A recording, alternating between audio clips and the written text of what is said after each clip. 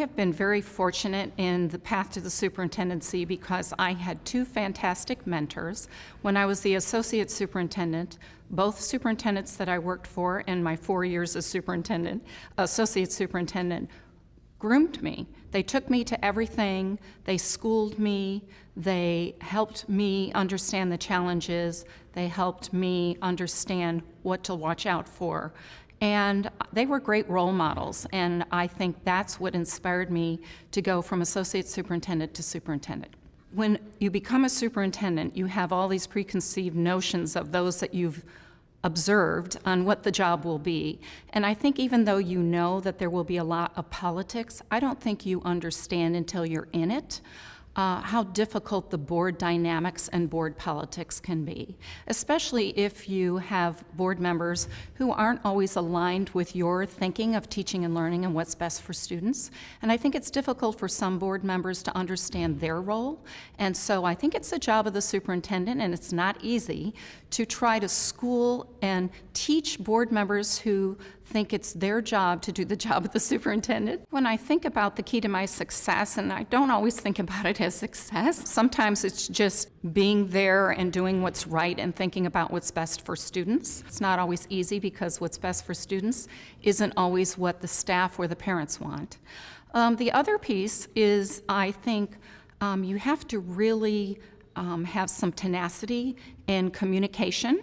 And with meeting with people, I find if there are challenges, the best thing to do is not use social media, not use email, not even the phone. But I think it's sometimes easier for people to understand your side and you to understand theirs if you listen and you meet face to face.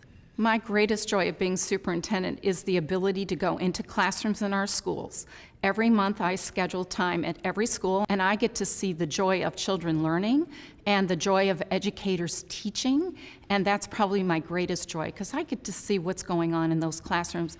The biggest surprise that I've had as superintendent, and it shouldn't have been a surprise, we all go into the superintendency knowing that there will be politics, but I think we don't realize how much time the politics takes, and that there's many different kinds of politics. Number one, there's politics with your governing board. There's politics with the parents. There's politics with the Teachers Association.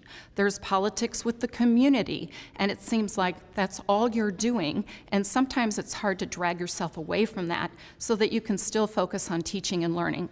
When somebody is interested in the superintendency, first of all, they need models, and they need, especially females, they need female models and those that will take them aside under their arms, give them a big hug and say, you can do this, and you need to find people to help you do this. I was fortunate to find those people.